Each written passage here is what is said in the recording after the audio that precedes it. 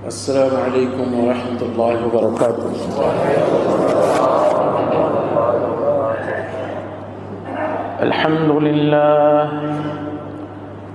الحمد لله يستعينه وأستغفره ونعوذ بالله من شرور أنفسنا ومن سيئات أعمالنا. من يهده الله فلا مضل له ومن يضلله فلا هادي له. ونشهد أن لا إله إلا الله وحده لا شريك له. ونشهد أن سيدنا ومولانا محمدًا عبده ورسوله صلى الله تعالى عليه وعلى آله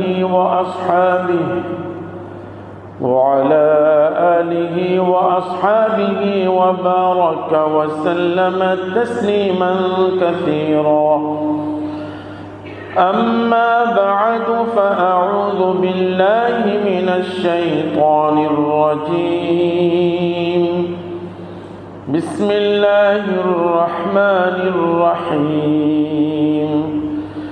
حتى إذا استيأس الرسل وظنوا أنهم قد كذبوا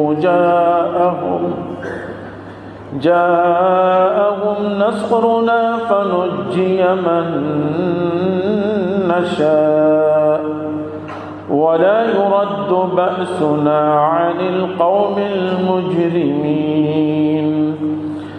لقد كان في قصصهم عبرة لأولي الألباب ما كان حديثا يفترى ولكن تصديق الذي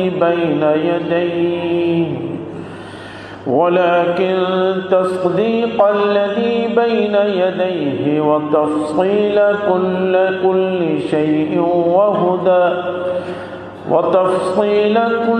شيء وهدى ورحمة لقوم يؤمنون. صدق الله مولانا العظيم وصدق رسوله النبي الكريم ونحن على ذلك لمن الشاهدين والشاكرين والحمد لله رب العالمين. মুআজ্জাজ হাজিরিন, সূরা ইউসুফের শেষ দুই আয়াত তেলাওয়াত হয়েছে, 110তম এবং 111তম আয়াত।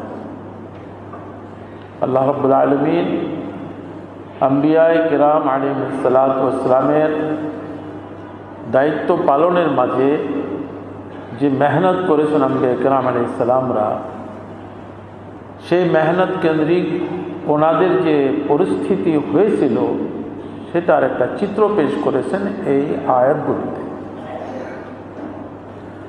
হাত্তা ইযা ইসতাইআসা রুসুল, মেহনত করতে করতে এত মেহনত করেছেন অধীনস্থদের উপর, জাতিদের উপর। একসময় আম্বিয়া কেরামরা নিরাশ হতে লাগলেন যে মেহনতের কোনো প্রভাব তাদের মাঝে প্রকাশ পাচ্ছে না। এখানে আমাদের এটা মনে রাখতে হবে, আল্লাহ পাক রব্বুল আলামিন মেহনত করার আদেশ করেছেন এবং আল্লাহ বলেছেন যে আপনি মেহনত করবেন আল্লাহ পাকের আদেশ মনে করে, ফলাফল আনার দায়িত্ব আপনার না। ফলাফল এটা আমার আদেশ, যেটুকুন আসার সেটুকুন আসবে, যেটুকুন ফলাফল আমি চাইব সেটুকুনই আসবে। আপনার দায়িত্ব হলো মেহনত করা। মেহনত করতে গিয়ে ফলাফল প্রকাশ না পেলে নিরাশ না হওয়া। আমি এত মেহনত করলাম, কারো উপর কোনো প্রভাব হচ্ছে না, না, এমনটি না। আল্লাহ রাব্বুল আলামিন দায়িত্ব দিয়েছেন মেহনত করা। প্রত্যেকেই নিজের অধীনস্থদের উপর মেহনত করবে। এবং মেহনত করার যে নববী পদ্ধতি, সেই পদ্ধতিতে মেহনত করেই যাবে। হযরত আদম আলাইহিসসালামের মেহনত হচ্ছে, সন্তান বিগড়ে যাচ্ছে। এক সন্তান কাবিল, ওনার কত নেককার সন্তান ছিলেন হাবিল রাহমাতুল্লাহ আলাইহি, তাকে হত্যা করে দিলেন। দুনিয়ার সর্বপ্রথম নির্মম হত্যা। কত পেরেশান ছিলেন হযরত আদম আলাইহিসসালাম, কত পরীক্ষা ওনার জীবনে আসছে। নিজের ঘরের নিজের সন্তানরা বিগড়ে যাচ্ছে। এগুলো আমাদের জন্য একটা আদর্শ। সন্তানদের বিগড়ে যাওয়া, পরিবারের বিগড়ে যাওয়া, এর উপর পেরেশান না হওয়া। মানুষ হিসাবে পেরেশানি তো আসবে, কিন্তু সেই পেরেশানিকে আল্লাহমুখী করে দেওয়া, আল্লাহ পাকের কাছে কান্নাকাটি করা, কোনো নিরাশ বাক্য উচ্চারণ না করা। আল্লাহ রাব্বুল আলামিন আম্বিয়া কিরাম আলাইহিসসালাতু ওয়াসসালামের জীবনী যে কোরআনে কারীমে পেশ করেছেন, আমরা কোরআনে কারীম তেলাওয়াত শুনলে, পড়লে, তাফসীর শুনলে, পড়লে এগুলোই পাচ্ছি। সকল উম্মতি, সকল নবী তার উম্মতিদেরকে নিয়ে যার পর নাই মেহনত করেছেন। তো মেহনত করতে গিয়ে উম্মতিরা, যেহেতু উম্মতি এবং সমাজের যে কালচার তারা নিয়ে চলতেছে, আল্লাহ প্রদত্ত বিধানের সাথে সংঘর্ষ, আম্বিয়া কিরাম আলাইহিসসালাতু ওয়াসসালামের দায়িত্ব আল্লাহ পাকের পেগাম পেশ করা, যে তোমরা যা কিছু করতেছো এগুলো তোমাদের ধ্বংসের কারণ হবে, এগুলো তোমাদের ক্ষতির কারণ। যেমন পূর্বের আয়াতে এগুলোই ছিল।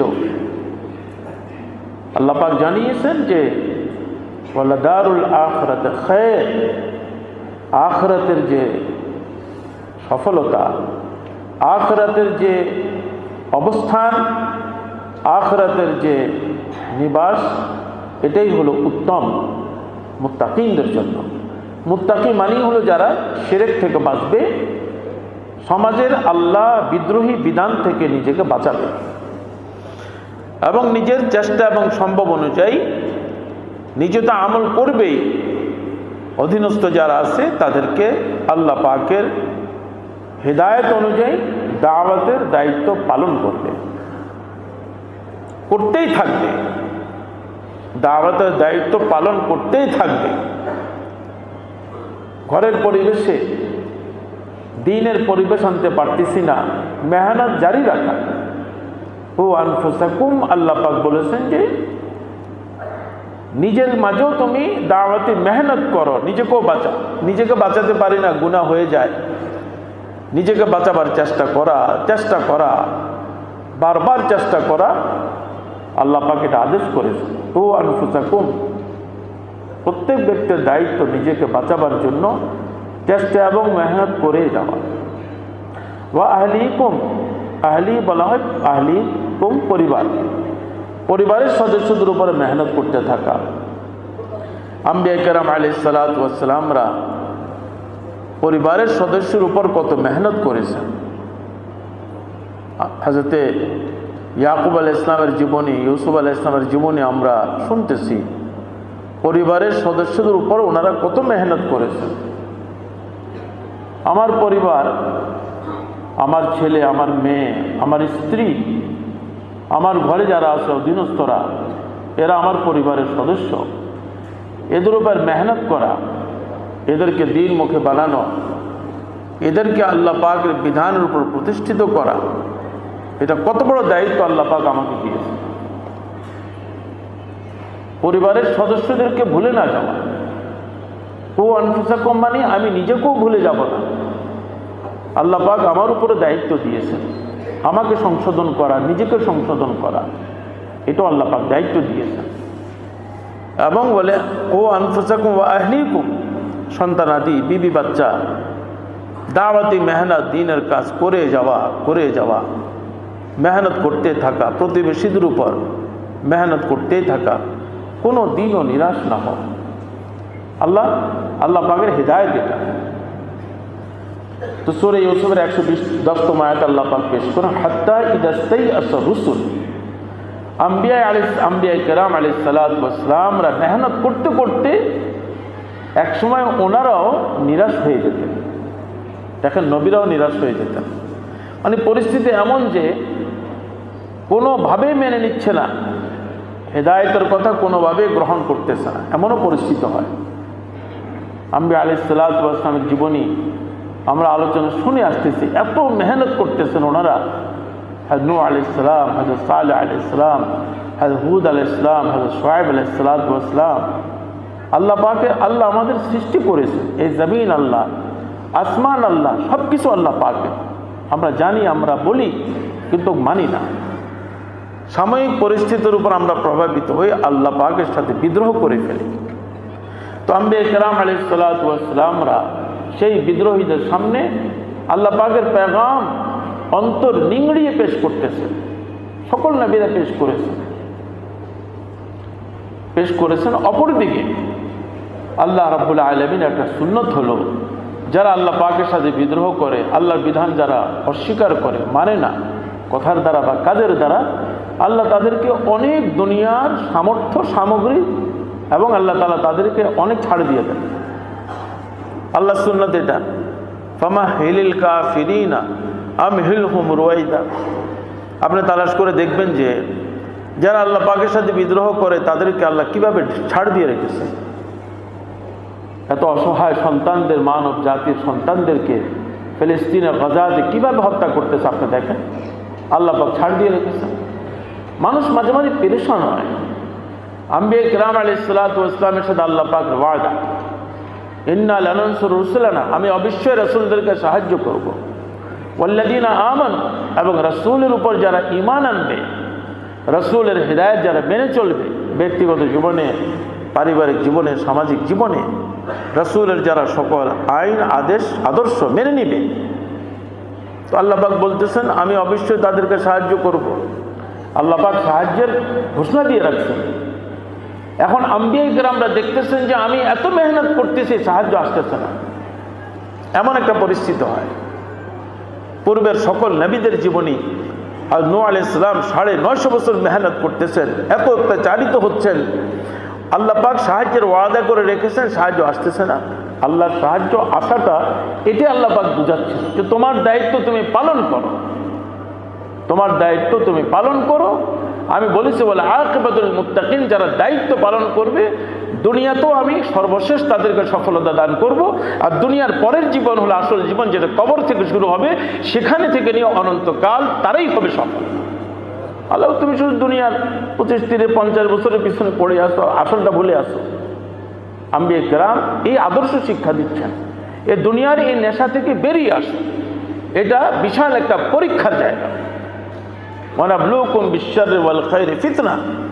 আল্লাহ পাক জানিয়েছেন যে আমি অবশ্যই ভালো এবং খারাপ পরিস্থিতি দিয়ে তোমাকে পরীক্ষা করব।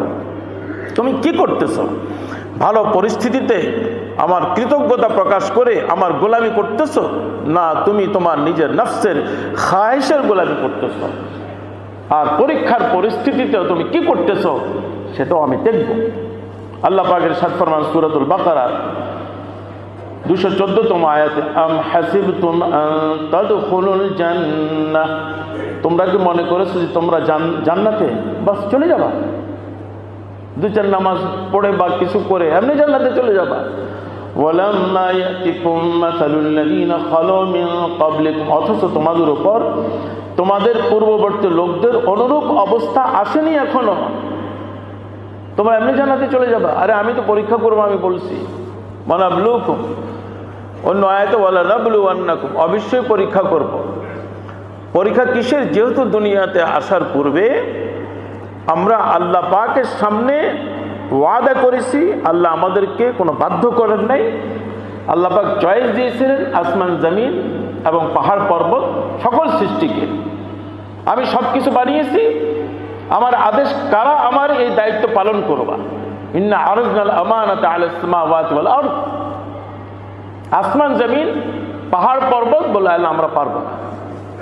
ওয়া হামালাহাল ইনসান, আল্লাহ কোরআনে আল্লাহ জানিয়েছেন তোমরা নিজেরা এগিয়ে এসে দায়িত্ব গ্রহণ করে নিয়েছো, আমি তো তোমাদেরকে জোর করিনি। তোমরা পাহাড় পর্বতের মতো দায়িত্ব গ্রহণ করতে না, তোমাদের উপর পরীক্ষা আসতো না, তোমরা দায়িত্ব গ্রহণ করেছো এবং তোমরা ওয়াদা করেছো যে দায়িত্ব পালন করবা, সেই শর্তে আমি তোমাদেরকে উত্তম সৃষ্টি বানিয়ে দুনিয়াতে পাঠিয়েছি। দুনিয়াতে আসার পর আমাকে ভুলে গেলা, দুনিয়ার নেশায় পড়ে গেলা, সামান্যতে আত্মহারা হয়ে গেলা, এই সামান্যতে তুষ্ট হয়ে গেলা, এইটুকু নেই। দুনিয়াতে আমার বিধানকে লঙ্ঘন করা শুরু করে দিলা, নফসের খায়েশের উপর চলা শুরু করে দিলা, কয়দিন করবা? আল্লাহ পাক বলতেছেন, দেখো শয়তান আমার সাথে বিদ্রোহ করার জন্য কিয়ামত পর্যন্ত সময় চেয়েছে, ইয়াউমা ইউবআসুন, সে সময় চেয়েছে। সে যখন বলছে আমি আপনার সাথে বিদ্রোহ করলাম, আল্লাহ বলছে ঠিক আছে করো, তুমি আমার কি করতে পারবা? দেখেন কত বড় বেয়াদবি করেছে। তো বল ঠিক আছে আমাকে লম্বা সময় দেন, কতটুকু সময় চাও? ইলা ইয়াউমি ইউবআসুন, কিয়ামত পর্যন্ত। বলে ঠিক আছে দিলাম তোমাকে সময়। এবং সে বলেছে যে ফাবিইজ্জাতিকা, আল্লাহ তোমার সম্মানের কসম খেয়ে বলতেছি যে আদমের সন্তানের এবং আদমকে নিয়ে তুমি গর্ব করেছো, তার সকল সন্তানকে আমি জাহান্নামে বানিয়ে ছাড়বো, তার নফসের গোলাম বানিয়ে ছাড়বো। ফাবিইজ্জাতিকা লা উগবিয়ান্নাহুম আজমাইন।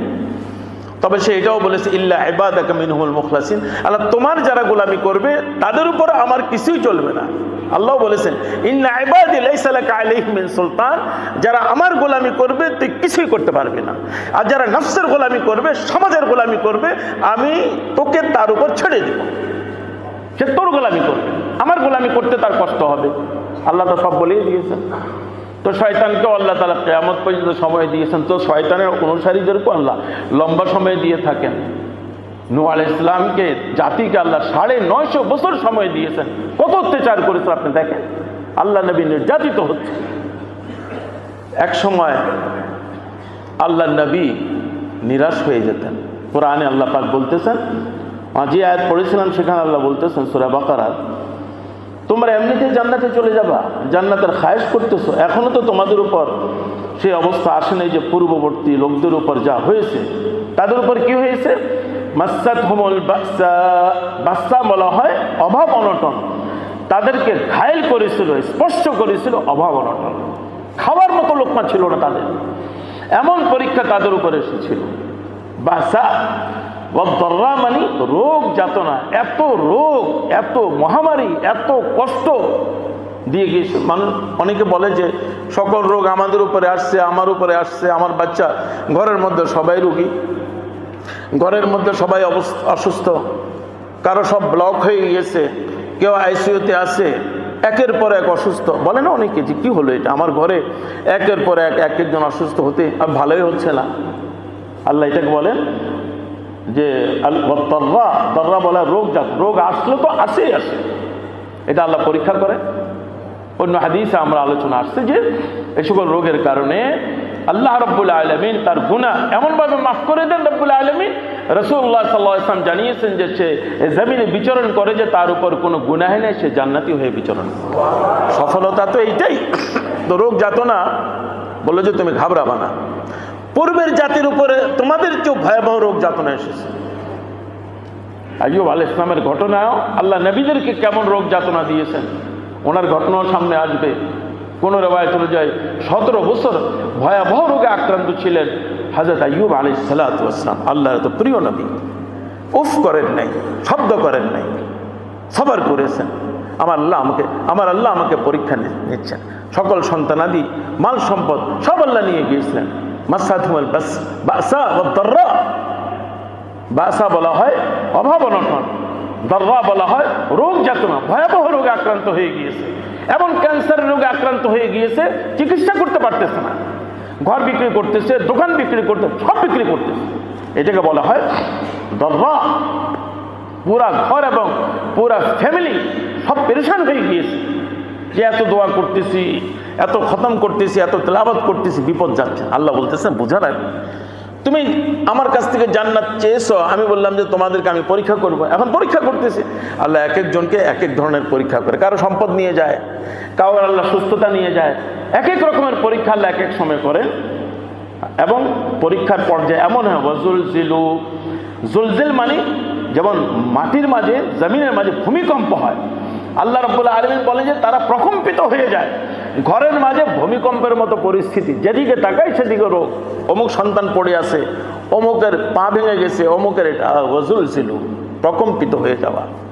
আল্লাহ বলতেছেন যে এই পরিস্থিতি দিয়ে আমি তোমাদেরকে পরীক্ষা করব। হাত্তা ইয়াকুল আর-রাসূল ওয়াল্লাযীনা আমানু মাআহু মাতা নাসরুল্লাহ। এমনকি এত পরীক্ষা রাসূল এবং তার অনুসারীরা, রাসূল এবং তার অনুসার রাসূল পর্যন্ত বলতে শুরু করলেন মাতা নাসরুল্লাহ, মাতা নাসরুল্লাহ, কখন আসবে আল্লাহর সাহায্য। আপনি জিজ্ঞাসা করেন গাজার সেই সকল মাজলুম বাচ্চাদের আর মহিলাদের, তারা বলতেছে মাতা নাসরুল্লাহ, মাতা, কখন আসবে আল্লাহর সাহায্য। বাহ্যিক দৃষ্টিতে তো বুঝাই যায় না, বাহ্যিক দৃষ্টিতে তো বুঝাই যায় না, মাতা নাসরুল্লাহ বুঝাই যায় না। গত কয়েক বছর আগেও আমরাও বলতাম মাতা নাসরুল্লাহ, আল্লাহর সাহায্যের কোনো চিত্রই ছিল না। মানুষ এত নিরাশ হয়ে গিয়েছিল, জুলুম অত্যাচারের পাহাড় ভেঙে পড়েছিল সমাজের উপর। মাতা নাসরুল্লাহ, এই মানসিকতা তৈরি হয়েছে যে আর তো কোনো রাস্তাই দেখতেছি না, মাতা নাসরুল্লাহ। তো আল্লাহ পাক তখন উত্তর দেন আলা ইন্না নাসরুল্লাহি করিব। কেন নিরাশ হচ্ছে শুনে রাখো, আল্লাহ পাকের সাহায্য তো অতি নিকটেই। আল্লাহ সাহায্য আসলে সব উলটপালট করে দেন আল্লাহ তাআলা। এটা মানুষ কল্পনাও করতে পারে না। রাসূলুল্লাহ সাল্লাল্লাহু আলাইহি ওয়াসাল্লাম বলতেছেন যে এত বিশাল সফলতা লাভ করার পরে, এত বিশাল, এত পুরা জাতি, নিজের এলাকার জাতি, পার্শ্ববর্তী এলাকার জাতি এবং বৃহত্তম শক্তিশালী সবাই আল্লাহ নবীর বিরুদ্ধে সকল শক্তি প্রয়োগ করে আল্লাহ নবী আলাইহিস সালাতু ওয়াস সালাম রাহমাতুল আলামিনকে এত পেরেশান করেছিল। রাসূলুল্লাহ সাল্লাল্লাহু আলাইহি ওয়াসাল্লাম মক্কা বিজয়ের দিন যেটা করলেন, ওয়াহাজামাল আহজাব ওয়াহদা, সকল সফলতার পরে আল্লাহ নবী বলেছেন যে আল্লাহ একাই সফলতা দান করেছেন, আমরা কিছুই করিনি। এখন আমরা দাবি করি আমরা করেছি, সবাই এই দাবি নিয়ে ঝগড়া। আরে ভাই, আল্লাহ বলে যে আমি করেছি, তুমি কি করেছো? তুমি করলে তো আরো আগেও করতে পারতা, আরো আগে তো তুমি কিছুই করতে পারো না, এখন আমি করেছি কারণ আমার সাহায্য আছে। এগুলো আমরা বুঝি না বলে মারামারি আর ঝগড়া করি, রাজনীতি একটা ঝগড়া উঠে দেশে অশান্তি সৃষ্টি করি। আরে আল্লাহ নবী বলতেছেন ওয়াহাজামাল আহজাব ওয়াহদা। আহজাব বলা হয় বিশাল দুশমন, আর সকল এলাকার সারা দুনিয়ার যত দুশমন তাদেরকে বলে আহজাব, মানে অনেক দল। আল্লাহ নবীর বিরুদ্ধে সবাই একত্রিত হয়েছিল দুশমনরা। আল্লাহ বলেন যে ওয়াহাজামা, হাজা মানে পরাজিত করা, আহজাব মানে সকল দলকে, ওয়াহদা আল্লাহ একাই করেছেন, আমি কিছুই করিনি, আমি কিছুই করিনি। আমাদের থেকে আমি বের হচ্ছে না, যার কারণে আরশের দুয়ার খুলতেছে না। মূল হলো এটা, আমি বের হচ্ছে না। এই আমির ঝগড়াতে দেশে রক্তপাত হয়। আল্লাহ পাক বলতেছেন যে এগুলো করবে না। হ্যাঁ, তোমরা এই বিপদ মুহূর্তে আল্লাহ মুখী হয়ে থাকবা। মাতা নাসরুল্লাহ, আম্বিয়া কেরামরা বলছেন আল্লাহকে তো হাত উঠাও, আল্লাহকে তো ফরিয়াদ করো, মাতা নাসরুল্লাহ বলতে থাকো। এটা হচ্ছে সূরা বাকারার 214তম আয়াত। সূরা ইউসুফের যে তাফসীর চলতেছে আমাদের 110তম আয়াতে, হাত্তা ইযা ইসতাইআসার রাসূল, যখন রাসূলগণ নিরাশ হতে লাগলেন। আর রাসূলগণ, আপনি বলেন যে আম্বিয়া কেরামদের উপর আল্লাহর ওহী আছে, এমন পরিস্থিতি হয়ে যায়, এমন পরিবেশ ওনাদের বিপক্ষে চলে যায়। রাসূল, যত রাসূল এই দুনিয়াতে এসেছেন, ওনাদের জীবন 100% আল্লাহ পাকের বিধানের উপর প্রতিষ্ঠিত ছিল। সামান্য পরিমাণ আল্লাহর বিধান থেকে দিক সেদিক হন নাই। কোনো সময় কোনো ইজতিহাদ করতে গিয়ে যদি কোনো ইজতিহাদে অনুত্তম কিছু হয়ে গিয়েছে, আল্লাহ পাক রাসূলদেরকে ওহীর মাধ্যমে জানিয়ে দিয়েছেন। আম্বিয়া কেরামের জীবনী আলোচনা আমরা শুনেছি। এমন পরিস্থিতি হয়ে যায় যে রাসূল পর্যন্ত একসময় নিরাশ হয়ে যায়। আপনি চিন্তা করেন, নূহ আলাইহিস সালাম 950 বছর কাকে বলা হয়? 950 বছর কাকে বলা হয়? 950 বছর পরিবার বিগড়ে গিয়েছে, সন্তান বিগড়ে গিয়েছে। কেনান নামক ছেলে, সেও বিদ্রোহে নেমে গিয়েছে বাবার বিরুদ্ধে। বিবি বিদ্রোহে নেমে গিয়েছে স্বামীর বিরুদ্ধে। আল্লাহর কোরআনে এগুলো বলেছেন, আমরা শুনেছি নূহ আলাইহিস সালামের ঘটনায়, যে আল্লাহর নবী, ওনার বিবি ওনার বিরুদ্ধে বিদ্রোহ করতেছে, ওনার এক ছেলে ওনার বিরুদ্ধে বিদ্রোহ করতেছে। জাতি আর সমাজের কথা আপনি কি বলবেন? যার ঘরে দুশ্মন বসে আছে, বিবি দুশ্মন হয়ে আছে, ছেলে দুশ্মন হয়ে আছে, উনি জাতির সামনে কিভাবে দাঁড়াবেন? জাতি তো বলবে নিজের বিবিকে তো আপনি পারলেন না কন্ট্রোল করতে, নিজের ছেলেকে তো আপনি পারলেন না কন্ট্রোল করতে। আর এগুলো বলে কোনো লাভ নাই, এগুলো আল্লাহ পাকের পরীক্ষা। বিবি বিগড়ে যেতে পারে, ছেলেও বিগড়ে যেতে পারে, বন্ধু বান্ধব বিগড়ে যেতে পারে। এগুলো আল্লাহ পাকের পরীক্ষা, আমাদের এগুলো বুঝতে হবে। আম্বিয়া কিরামের জীবনী থেকে আল্লাহ পাকের জীবনীগুলো কোরআনে কারীম উল্লেখ করেছেন, আমরা যেন দিশাহারা না হই। আমরা আমাদের কাজে অটল থাকতে হবে, আমরা আমাদের সিদ্ধান্তে অটল থাকতে হবে যে যতদিন আল্লাহ হায়াত দিয়েছেন কাজ করেই যেতে হবে। যে কোনো পরিস্থিতি আসুক না কেন আল্লাহকে আমরা কোনোদিন ছাড়বো না। আল্লাহ বলেছেন যে নবী এবং রাসূলের উপর পর্যন্ত এসেছে এই পরিস্থিতি, হাত্তা ইযা সাইয়াসা রাসূল, রাসূলগণ যখন নিরাশ হতে লাগলেন, ওয়াযান্নু আন্নাহুম কাদ কুযিবু, এবং রাসূলগণ যান্নু মানে ধারণা করতে লাগলেন, ওয়াযান্নু ধারণা করতে লাগলেন, আন্নাহুম কাদ কুযিবু। এখানে তাফসীরে তিনটা তাফসীর বোঝার চেষ্টা করবেন। আলোচনা এসেছে সাহাবায়ে কিরাম রাদিয়াল্লাহু তাআলা আনহুম এর তিনটা ব্যাখ্যা দিয়েছেন। স্বাভাবিক ব্যাখ্যাটা অনেক কঠিন এবং জটিল। হাত্তা ইযা সাইয়াসা রাসূল, আব্দুল্লাহ ইবনে আব্বাস রাদিয়াল্লাহু তাআলা, আব্দুল্লাহ ইবনে মাসউদ রাদিয়াল্লাহু তাআলা এর স্বাভাবিক যে ব্যাখ্যা দিয়েছেন সেটা অনেক কঠিন এবং জটিল, মানা যায় না। যার কারণে আম্মা আয়েশা রাদিয়াল্লাহু তাআলা সেটা বুঝিয়ে দিয়েছেন। আম্মা আয়েশা রাদিয়াল্লাহু তাআলা আনহা না বুঝালে আমরা বিপদে পড়ে যেতাম। রাসূলুল্লাহ নিরাশ হয়ে ওয়াযান্নু এবং ধারণা করতে লাগলেন আন্নাহুম কাদ কুযিবু, যে আল্লাহ তাআলা রাসূলদেরকে যে ওয়াদা করেছিলেন সাহায্যের, সেই ব্যাপারে বিষয়টা মিথ্যা হয়ে যাচ্ছে। নাউযুবিল্লাহ। আল্লাহর উপর রাসূলদের শাব্দিক অর্থে এটা, শাব্দিক অর্থে এটা মানে মানুষ হিসাবে রাসূলুল্লাহ তো মানুষ, কোনো ফেরেশতা না। তাফসীর ইবনে আব্বাস রাদিয়াল্লাহু তাআলা এবং আব্দুল্লাহ ইবনে মাসউদ রাদিয়াল্লাহু তাআলা কাদ কুযিবু মানে যে বাস্তবতার বিপক্ষে কথা, জেনে শুনে প্রকৃত অবস্থার বিপক্ষে সংবাদ দিয়েছেন, জেনে শুনে প্রকৃত অবস্থা বলেন নেই। এই যে আযাব আসবে বলেছেন রাসূলরা, এটা আসলে যে বলেছেন রাসূলদেরও ধারণা হতে লাগলো যে আল্লাহ তো বলেছেন আযাব আসবে, আমার নাফরমানি করলে আযাব আসবে, রাসূলদেরকে সাহায্য করবেন, মুত্তাকিনদেরকে সাহায্য করবেন। এখন মার খেতে খেতে এমন পরিস্থিতি মানুষ হিসাবে রাসূলদের মাঝে ওই ধারণা আসতে লাগলো। এক তাফসীর এটা ব্যাখ্যা মায়েশা দিবেন, বুঝতে হবে যে কাদ কুযিবু, আমার সাথে কোনো আল্লাহ যে কোনো মিথ্যা কথা বললেন নাকি, নাউযুবিল্লাহ। বিষয়টা তো বুঝে আসতেছে না। আল্লাহ প্রকৃত মানে কুযিবু মানে প্রতারণা করা, মিথ্যা বলা, বাস্তবতার বিপক্ষে কথা বলা, নাউযুবিল্লাহ। এমনটি হয়ে গেল কিনা এটা ওয়াসওয়াসা আসে, মানুষের ভিতরে ওয়াসওয়াসা আসে, কই সাহায্য আসতেছে না কেন?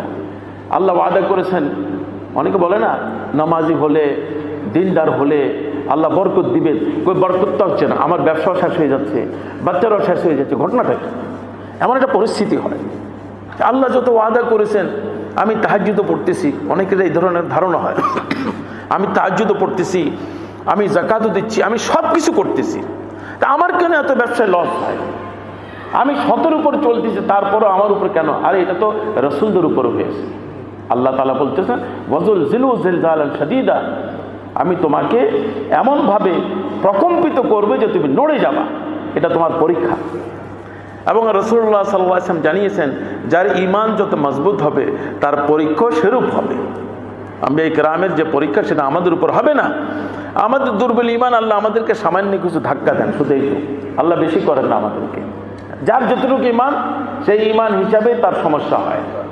তো দায়িত্ব হলো সর্বাবস্থায় আল্লাহর উপর ইয়াকিন থাকা, অবশ্যই সাহায্য আসবে, অবশ্যই সাহায্য আসবে, অবশ্যই সাহায্য। আল্লাহ বলতেছেন যে কাদ কুযিবু, যখন রাসূলদের এই অবস্থা হয়ে যেত, ধারণা হতে শুরু করলো যে কোনো মিথ্যা বলা হয়েছে কিনা, ওয়াসওয়াসা জাআহুম নাসরুনা, তখন আমার সাহায্য এসে পৌঁছলো, তখন আমার সাহায্য চলে আসছে। এই আয়াতে একটা প্রশ্ন জাগে আম্বিয়া কিরামের মানসিকতার মাঝে, এটা কিভাবে হতে পারে? আসেন আম্মা আয়েশা রাদিয়াল্লাহু তাআলা আনহার বুখারী শরীফের 4695 নম্বর রিওয়ায়াত, 3389 নম্বর রিওয়ায়াত, হযরত উরওয়া ইবনে যুবাইর রাদিয়াল্লাহু তাআলা, তিনি ছিলেন আম্মা আয়েশা রাদিয়াল্লাহু তাআলা আনহার ভাগিনা, অর্থাৎ আসমা রাদিয়াল্লাহু তাআলা আনহার ছেলে। আসমা ছিলেন আম্মা আয়েশা রাদিয়াল্লাহু তাআলা আনহার বড় বোন, ওনার ছেলে উরওয়া। আম্মা আয়েশা রাদিয়াল্লাহু তাআলা লালন পালন করেছেন, তারবিয়ত করেছেন, এলেম ওনার থেকে শিখেছেন। উরওয়া ইবনে জুবাইর রাদিয়াল্লাহু তাআলা থেকে এই রওয়ায়াতটি ক্বালাত লাহু হুয়া ইয়াসআলুহু আন কওলিল্লাহি আযজা ওয়া জাল। আম্মা আয়েশা বলেন, হযরতে উরওয়া ইবনে জুবাইর রাদিয়াল্লাহু তাআলা আম্মা আয়েশা থেকে জিজ্ঞাসা করলো, আম্মা হাত্তা ইযা ইসতাইআসা রুসুল ওয়া যান্নু আন্নাহু ক্বাদ কুযিবু, এর তাফসীরটা করেন। এটা কুযিবু নাকি কুযিবু?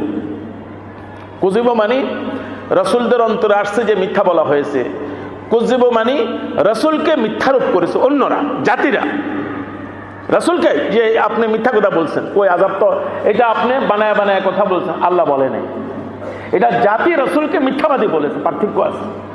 কুযিবু জাতি রাসূলকে মিথ্যাবাদী বলেছে, এটাকে বলা হয় কুযিবু, জাতি রাসূলকে মিথ্যাবাদী বলেছে। এখানে তিনটা কেরাত, কুযিবু, কুযিবু, কাযাবু, তাফসীর আছে তিনটা কেরাত। আম্মা আয়েশা প্রসিদ্ধ কেরাত হলো কুযিবু, কুযিবু, কুযিবু। তার ব্যাখ্যা দিচ্ছেন আম্মা আয়েশা রাদিয়াল্লাহু তাআলা আনহা, দেখো এখানে অর্থ হলো কুযিবু মানে রাসূলের অন্তরে এসে আসে নাই যে নাউজুবিল্লাহ আল্লাহ তাআলা বানিয়ে কথা বলেছেন, আল্লাহ তাআলা অবাস্তব কথা বলেছেন, সাহায্য করবেন, আল্লাহ করবেন না, এমনটি না, এমনটি না। আম্মা আয়েশা বলতেছেন, যখন প্রশ্ন করলেন, কি বলেন, আকুযিবু আম কুযিবু, ক্বালাত আয়েশা তো কুযিবু, উরওয়া এখানে কুযিবু না, কুযিবু, কুযিবু না, কুযিবু হলে রাসূলের উপর অপবাদ আসবে, রাসূলরা আল্লাহকে মিথ্যারোপ করেছেন, না, রাসূলরা এরকম না। কুযিবু জাতি ওনাদেরকে মিথ্যারোপ করেছে, আপনি আযাবের কথা যে বলতেছেন এগুলা মিথ্যা কথা, কই আযাব আসে না কেন? রাসূলুল্লাহ সাল্লাল্লাহু আলাইহি ওয়াসাল্লামকে মক্কার কাফেররা বারবার বলেছে, কই আযাব তো আসে না, আমরা এত কিছু করি, আযাব তো আসে না। আমরা আল্লাহর উপর যারা ঈমান এনেছিল, হযরত বেলাল রাদিয়াল্লাহু তাআলা অত্যাচারিত, কত জুলুম হচ্ছে মক্কা মুকাররমায় ঘরে ঘরে, আর রাসূল সাল্লাল্লাহু আলাইহি ওয়াসাল্লাম বলতেছেন যে আল্লাহর সাহায্য আসতেছে, তো তারাও বলতে যে কই সাহায্য কোথায়, 13 বছর হয়ে গেছে আমরা তো সাহায্য দেখি না, বরঞ্চ আমরা তো ভালোই আছি, আমরা তো ভালোই আছি। আপনি বলেন যে একদিকে বেলাল রাদিয়াল্লাহু তাআলা, আরেকদিকে আবু জাহেল, তখনকার পরিস্থিতিতে বেলাল রাদিয়াল্লাহু তাআলা আহাদ আহাদ বলে মার খাচ্ছেন, আর আবু জাহেল দুনিয়ার সকল ভোগ বিলাস নিয়ে ব্যস্ত, আর রাসূলদের এই আশিকদেরকে এইভাবে অত্যাচারিত করতেছেন, এইভাবে মারতেছে, এবং তারা বলতেছে যে কই তোমার আল্লাহর সাহায্য কোথায়? এবং তারা এটা দলিল পেশ করত, যদি আমরা ভুলের মাঝে থাকতাম তো আল্লাহর আযাব চলে আসতো, বাইতুল্লাহ আমাদের থেকে নিয়ে যাওয়া হতো, আমরা সত্যের উপর আছি, এই জন্যেই আযাব তোমাদের উপর। তারা এই পরীক্ষাকে আযাব বলত, যে তোমাদের উপর আযাব, আমরা তোমাদেরকে এত টর্চার করি, আমাদের তো কিছুই হয় না, আমরা এত টর্চার করি কিছুই হয় না। আমরাও শুনেছি, বলেছিলেন একজনে, শাপলা চত্বরকে যখন রক্তাক্ত করা হয়েছিল, কই আমাদের তো কিছুই হয় না, আমাদের তো এত হুজুর মারলাম, আমাদের তো কিছুই হয় না। এখন কবরে গিয়ে আল্লাহর কাছে জবাব দিচ্ছেন, কবরে গিয়ে আল্লাহর কাছে জবাব দিচ্ছেন। এত দুঃসাহসিকতা দুনিয়াতে দেখানো ঠিক না, এগুলো আল্লাহ পাকের পরীক্ষা। শাপলা চত্বরে আল্লাহ পাকের বিধান কেন্দ্রিক দিনদাররা উপস্থিত হয়েছিল, তারা কোনো ক্ষমতা দখলের জন্য যায় নাই, তাদেরকে কিভাবে রক্তাক্ত করে দেওয়া হয়েছে, লাশ পর্যন্ত মা বাবারা ফেরত পায়নি। নিষ্ঠুরতার নির্মম ইতিহাসও এই দেশে বারবার রচনা হয়েছে। তো হযরত আম্মা আয়েশা রাদিয়াল্লাহু তাআলা বলেন এখানে কুযিবু না। তখন উরওয়া ইবনে জুবাইর বলেন যে আয়েশা কুযিবু হলে একটা প্রশ্ন জাগে, ওয়াযান্নু আন্নাহুম ক্বাদ কুযিবু, রাসূলরা ধারণা করলেন যে জাতি ওনাদেরকে মিথ্যারোপ করতেছে, ধারণা করলেন। উরওয়া ইবনে জুবাইর বলেন যে ফাকাদ ইসতাইকানু আন্না কওমাহুম কাযাবুহুম, রাসূলদের তো একেবারে ইয়াকিন ছিল, ধারণা না, রাসূলরা তো বাস্তব দেখতেছেন যে জাতি ওনাদেরকে মিথ্যারোপ করতেছে, যে তোমার খোদাকে মানি না, খোদার বিধানকে মানি না, আমাদের উপর কিছুই হয় না, তোমার খোদা এবং রাসূল মিথ্যা বলতেছে, জাতি এইভাবে বলতেছে। তো হযরত উরওয়া ইবনে জুবাইর বলেন যে জন্নু, যে কোরআনে কারীম আসছে, জন্নু মানে ধারণা করা, ধারণা মানে যে হতে পারে মিথ্যারোপ করেছে জাতি, হতে পারে, সন্দেহ থাকে। ইস্তাইকানু মানে অবশ্যই মিথ্যারোপ করেছে, আল্লাহ তো জন্নু বলেছেন, হাত্তা ইযা ইস্তাইকানু বলে নাই। বলেন যে আম্মা খালা, আল্লাহ তো বলেছেন কাযযাবু, আল্লাহ তো বলেছেন ওয়াজান্নু ফামা হুয়া বিযান। আল্লাহ তো জন্নু বলেছেন, আল্লাহ তো জন্নু বলেছেন যে রাসূলুল্লাহ ধারণা করেছেন যে জাতি আমাকে মিথ্যারোপ করেছে। এটা তো ধারণা না, এটা তো বাস্তব ছিল, সত্য ছিল। ধারণার মাঝে তো সন্দেহ হয়, এটা তো সত্য ছিল। জন্নুর সাথে তো মিলতেছে না। আপনি যে তাফসীর করতেছেন জন্নুর সাথে মিলতো না। আম্মা আয়েশা রাদিয়াল্লাহু তাআলা এর ব্যাখ্যা দিচ্ছেন, দেখো আজাল্লা আমরি লাকাদ ইস্তাইকানু বিযালিক, রাসূলদের পরিপূর্ণ ইয়াকিন ছিল, পরিপূর্ণ বিশ্বাস ছিল জাতি ওনাদেরকে মিথ্যারোপ করতেছে। জাতি কথায় কথায় মিথ্যাবাদী বলতেছে রাসূলদেরকে, কথায় কথায় মিথ্যাবাদী। এর মাঝে রাসূলদের কোনো সন্দেহ ছিল না। তবে শুনো, আল্লাহু আকবার, তবে হুম আতবাউ রুসুল আল্লাযীনা আমানু বিরাব্বিহিম ওয়াসাদ্দাকুহুম ফাতালা আলাইহিমুল বালা ওয়াস্তাখিরা আনহুমুন নাসর। আম্মা আয়েশা বলেন, দেখো রাসূলদের তো পুরো বিশ্বাস ছিল, কিন্তু রাসূলদের উপর যারা ঈমান এনেছিল জনগণ, তারা আল্লাহর সাহায্যে আসতে দেরি হতে দেখে তাদের এই ধারণা জন্ম নেওয়া শুরু করলো আল্লাহ যে রাসূলদেরকে সাহায্যের ওয়াদা করেছেন, এটা হয়তো ওয়াদাটা ভুল ওয়াদা করেছেন আল্লাহ তাআলা, সাহায্য আসবে না। রাসূলদের অন্তরে আসে নাই।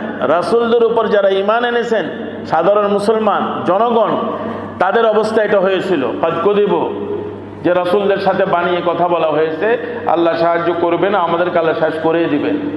আম্মা আয়েশা বুঝাচ্ছেন যে রাসূলদের ইয়াকিন ছিল যে জাতি ওনাদেরকে মিথ্যারোপ করতেছে। তবে রাসূলদের অনুসারী মুসলমান যারা ছিলেন, হযরত নূহ আলাইহিস সালামের যুগে, হুদ আলাইহিস সালামের যুগে, সালেহ আলাইহিস সালামের যুগে, হযরত শুআয়ব আলাইহিস সালামের যুগে, এমনকি সাহাবায়ে কিরামের যুগে পর্যন্ত, রাসূলুল্লাহ সাল্লাল্লাহু আলাইহি ওয়াসাল্লামের সময় পর্যন্ত, হযরত হুদায়বিয়ার সেই সন্ধির সময় ওমর ইবনে খাত্তাব রাদিয়াল্লাহু তাআলা পর্যন্ত আল্লাহর নবীর সামনে এমনভাবে উত্তেজিত হয়েছিলেন, ফাইনা হাদি দানিয়াতু ইয়া রাসূলুল্লাহ। আজ কাফেরদের সামনে এইভাবে মাথা নত করে আপনি চুক্তি করতেছেন, কেন করতেছেন? আল্লাহ তো সাহায্যের ওয়াদা করে রেখেছেন, ইত্যাদি ইত্যাদি। ওমর ইবনে খাত্তাব বলেন যে আমার ওই অবস্থা হয়ে গিয়েছিল, সাহাবায়ে কিরামও পরিস্থিতির শিকার হয়ে গিয়েছিলেন, কিন্তু আল্লাহর নবী অটল ছিলেন, আল্লাহ যা ওয়াদা করেছেন তাই হবে, আল্লাহ যা ওয়াদা করেছেন তাই হবে। আম্মা আয়েশা বলেন যে রাসূলরা সন্দেহ করেন নাই, রাসূলদের ইয়াকিন ছিল আল্লাহর সাহায্য অবশ্যই আসবে। তবে রাসূলদের উপর যারা ঈমান এনেছিল তারা সন্দেহে পড়ে গিয়েছে। তারা আপনি দেখেন ফিলিস্তিনে এখন যা হচ্ছে, একটু কল্পনা করেন যে অথচ আল্লাহ পাক বলে রেখেছেন যে আমি সাহায্য অবশ্যই করব। যারা আমার দ্বীনের নাম নেবে, দ্বীনের উপর অটল থাকবে, অবশ্যই আমি সাহায্য করব। এখন ফিলিস্তিনেরা তো এটা বলবে যে কোথায় মাতা নাসরুল্লাহ, কোথায় আল্লাহর সাহায্য, কোথায় আল্লাহর সাহায্য? আপনারা যারা মুরব্বীরা আছেন, ৭১-এর স্বাধীনতার যুদ্ধের কথা আপনাদের হয়তো মনে আছে, আমারও মনে আছে। আমরাও বলতেছিলাম যে মাতা আহা কখন সাহায্য আসবে, চতুর্দিকে শুধু রক্ত আর রক্তের বন্যা। আরও অনেকবার এই দেশে হয়েছে, অনেক পরিস্থিতি এই দেশেও হয়েছে যে মানুষ বলতে বাধ্য হয় মাতা নাসরুল্লাহ, কখন আল্লাহর সাহায্য আসবে। সাহায্য তো দেখতেছি না। প্রত্যেক পরিবার এবং ঘরের মাঝেও কিন্তু এই ধরনের পরিস্থিতি তৈরি হয়, সন্তানরা বিগড়ে যায়। হযরত ইয়াকুব আলাইহিস সালাতু ওয়াস সালামের 10 জন সন্তান বিগড়ে গিয়েছে, আর বিগড়ে গিয়েছে 2-1 বছর না, 80 বছর। পরিস্থিতি কত বছর ছিল আমরা আলোচনায় আসছে, 80 বছর সন্তানরা বিগড়ে আছে। 80 বছর, সেই যুগে লম্বা লম্বা হায়াত পেতেন। 80 বছর বিগড়ে আছে। একজন নবীর সাথে বিদ্রোহ করতেছে তার সন্তানরা বিদ্রোহ করতেছে। ইউসুফ আলাইহিস সালামকে বিক্রি করে দিয়েছে, এত বড় বিদ্রোহ করেছে, বাবার থেকে বিচ্ছিন্ন করে দিয়েছে, এত বিদ্রোহ করেছে। হযরতে আম্বিয়া কিরাম আলাইহিস সালাতু ওয়াস সালাম আদর্শ, ওনারা নিরাশ হন না, ওনাদের আদর্শ এটা প্রমাণ করে। ইয়াকুব আলাইহিস সালাম অটল ছিলেন, আল্লাহর সাহায্য আসবে। পরবর্তী উনি সন্তানদেরকে বলেছেন যে ইউসুফ এবং তার ভাইকে তালাশ করো, তাফসীর গিয়েছে আমাদের সামনে, এবং নিরাশ হন আল্লাহর রহমত থেকে। এখন দেখেন যে 80 বছর পরেও বলতেছে তালাশ করো। 80 বছর পরে তো একটা মানুষের অস্তিত্ব মিটে যায়, পাওয়া যায় না। কিন্তু ইয়াকুব আলাইহিস সালামের ইয়াকিন দেখুন, উনি জানেন যে ইউসুফ যে স্বপ্ন দেখেছে সেই স্বপ্নের ব্যাখ্যা অনুযায়ী আল্লাহ পাক তাকে সম্মানী বানাবেন। অবশ্যই সে সম্মানী বনে আছে, হ্যাঁ আমাদের সাথে পরীক্ষা চলতেছে, আল্লাহ পাক অবশ্যই সাহায্য পাঠাবেন। ইয়াকুব আলাইহিস সালাতু ওয়াস সালাম অটল ছিলেন ওনার ইয়াকিনের মাঝে। আল্লাহ পাক যখন সাহায্য পাঠালেন তখন কত বড় সফলতা আর কত বড় সম্মান আল্লাহ পাক হযরত ইয়াকুব আলাইহিস সালামকে দান করেছেন। আর যে ভাইরা অপরাধ করেছে আল্লাহ পাক তাদেরকে হেদায়েত নসিব করেছেন রব্বুল আলামিন। এই জন্য আম্মা আয়েশা রাদিয়াল্লাহু তাআলা বলতেছেন যে রাসূলদের পরিস্থিতি আল্লাহর সাহায্য আর ইয়াকিন ছিল, তবে অনুসারীদের অন্তরের মাঝে সন্দেহ ঢুকে গিয়েছে যে আল্লাহ সাহায্য কখন আসবে, আমরা তো আর পারতেছি না। যখন এই অবস্থা হয় আমরা আর পারতেছি না, আর কোনো উপায় দেখতেছি না, আর কোনো মানুষের কিছুটা আশা জন্ম নিয়েছিল। কিছুদিন আগের কথা, মনে হয় যে এবার কিছু চিত্র পরিবর্তন হবে, কিছু আশা জন্ম নিয়েছিল।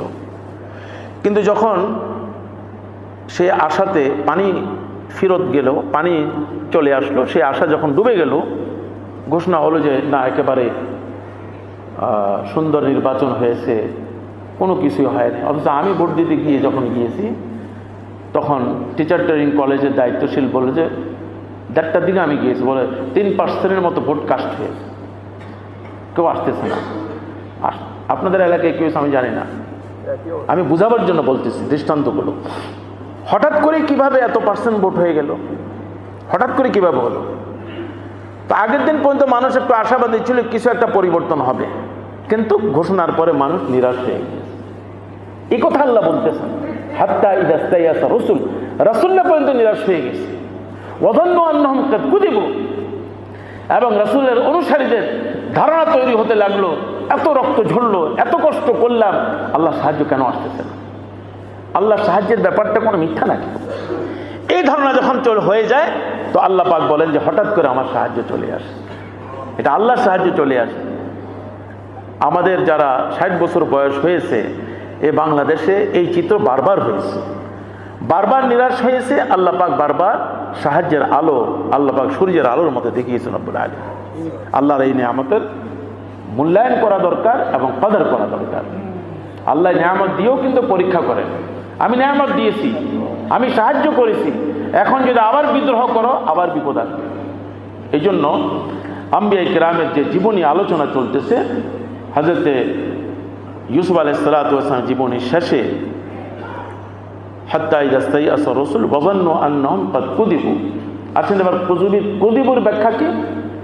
আব্দুল্লাহ ইবনে আব্বাস রাদিয়াল্লাহু তাআলা এবং আব্দুল্লাহ ইবনে মাসউদ রাদিয়াল্লাহু তাআলা ওনারা বলতেছেন যে এর ব্যাখ্যা হলো এটা, আল্লাহ পাক আযাব পাঠাচ্ছেন না, আল্লাহ আযাব পাঠাচ্ছেন না। মূসা আলাইহিস সালামের জীবনীতে আসবে এরপরে ফিরআউন ছেলে সন্তান জন্ম নিচ্ছে, জবা করে দিচ্ছে, ফিলিস্তিনে এখন যা হচ্ছে। আল্লাহ সাহায্য আসতেছে না কেন? ফিরআউনের অনুসারীরা বলতেছে যে আপনি আসার আগে যা ছিল এখনো তাই, এত আমরা কান্নাকাটি করতে, বলে তোমরা সবর করো। আল্লাহ পাক সাহায্যের ওয়াদা করেছেন। তো আল্লাহ পাকের সাহায্য আসছে 40 বছর পরে। দেখেন, আরে আল্লাহ তো শয়তানকেও কিয়ামত পর্যন্ত সময় দিয়ে রাখছেন, সেও তো আল্লাহর সৃষ্টি, এবং আল্লাহকে চ্যালেঞ্জ করেছে। আল্লাহ পাক তাকে সুযোগ দিয়েছে কিয়ামতের ময়দানে যেন কোনো আপত্তি করতে না পারে। ফিরআউনও আল্লাহকে চ্যালেঞ্জ করেছিল, আল্লাহ তাকেও সুযোগ দিয়েছেন, ঠিক আছে করো। তো সকল কিছু সিদ্ধান্ত হওয়ার পরে তারপরেও আল্লাহ পাক আযাব আসার ওয়াদা করেছেন মূসা আলাইহিস সালামের সাথে। 40 বছর পর আযাব আসছে। আযাব এমনভাবে আসছে কারণ ফিরআউন এবং ফিরআউনের অনুসারীরা তারাও তো আল্লাহর বান্দা, তারাও তো আল্লাহর বান্দা, তারাও তো আল্লাহর সৃষ্টি। এবং আল্লাহ রাব্বুল আলামিন এই দুনিয়াতে, দুনিয়ার জীবনে আল্লাহর সকল সৃষ্টির উপর আল্লাহর দয়া ব্যাপক আকারে থাকবে। এটা হলো আল্লাহ পাকের রহমান যে গুণ আছে, যে আমার পক্ষে যারা আছে, বিদ্রোহকারী যা, সবাইকে আমি দেব। আপনি দেখেন যে ইবলিসকে আল্লাহ এত দেওয়া দিচ্ছে, আল্লাহ দেখেন ইবলিসকে আল্লাহ এত সুযোগ দিচ্ছেন, আমার এবং আপনার বেডরুম পর্যন্ত সে চলে যায়। আপনি যতই সিকিউরিটি ব্যবস্থা করেন না কেন, ইবলিসকে বেডরুম থেকে কেউ বাধা দিতে পারবে? সে বেডরুমে ঢুকে যায়, আমার আপনাকে সে ধ্বংস করে দিচ্ছে। আল্লাহ তাকে এত সুযোগ দিচ্ছেন, এবং আল্লাহ পাক জানিয়েছেন যে আমার যারা বান্দা হবে, তুই তার সাথে যতই কিছু করক না কেন, এক সময় সে শবে বরাতে বা লাইলাতুল কদরে মসজিদে এসে নিজের সকল গুনাহের কথা মনে করে হাত তুলে চোখের পানি ফেলবে, আল্লাহ আমাকে মাফ করে দেন। রাসূলুল্লাহ সাল্লাল্লাহু আলাইহি ওয়াসাল্লাম জানিয়েছেন যে আল্লাহ পাক এত খুশি হন তার বিগত জীবনের সকল গুনাহ আল্লাহ তাৎক্ষণিক মাফ করে। তো শয়তান পরাজিত হয়ে যায়, শয়তান পরাজিত হয়ে যায়। তো আব্দুল্লাহ ইবনে আব্বাস রাদিয়াল্লাহু তাআলা বলেন এখানে কুদিব মানে আযাব আসতে যখন দেরি হলো তখন রাসূলরা নিরাশ হয়ে গেলেন। কিসের উপর নিরাশ হলেন?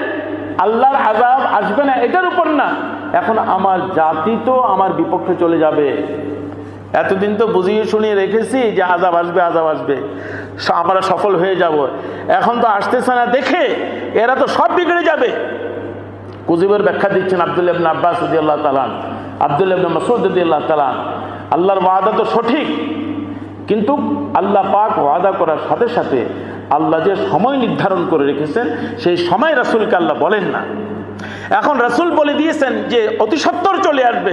এখন অতি সত্বর 40 বছর পরেও হতে পারে, 40 দিন পরেও হতে পারে, 40 দিন পরেও হতে পারে, এটা তো আল্লাহ গায়েব বানিয়ে রেখেছেন। আল্লাহ এখানেও ইমানের পরীক্ষা নিচ্ছেন সকলের। আমি অবশ্যই ওয়াদা করেছি সাহায্য করব, তোমরা ইয়াকিন নিয়ে তোমরা ধৈর্য ধারণ করো এবং আমার বিধানের উপর অটল থাকো। তাহলে আব্দুল্লাহ ইবনে আব্বাস রাদিয়াল্লাহু তাআলা বলেন যে আল্লাহ রাব্বুল আলামিন যে আযাব পাঠাতে দেরি করতেছেন মানে আযাব পাঠাবার একটা সময় আছে, সূর্য অস্ত যাওয়ার একটা সময় আছে, সূর্য উঠার একটা সময় আছে, আযাব পাঠাবারও আল্লাহ একটা সময় বানিয়েছেন, কিয়ামত আসারও একটা সময় বানিয়েছেন, আগেও আসবে না পরেও আসবে না। একটা মানুষ দুনিয়াতে আসারও সময় বানিয়েছেন, যাওয়ারও সময় বানিয়েছেন, লা ইস্তাকদিমু সাআতান ওয়া লা ইস্তাখিরুন, 1 সেকেন্ড আগেও আসবে না 1 সেকেন্ড পরেও যাবে। আল্লাহ সবকিছু নির্ধারণ করে বানিয়ে দিয়েছেন রব্বুল আলামিন।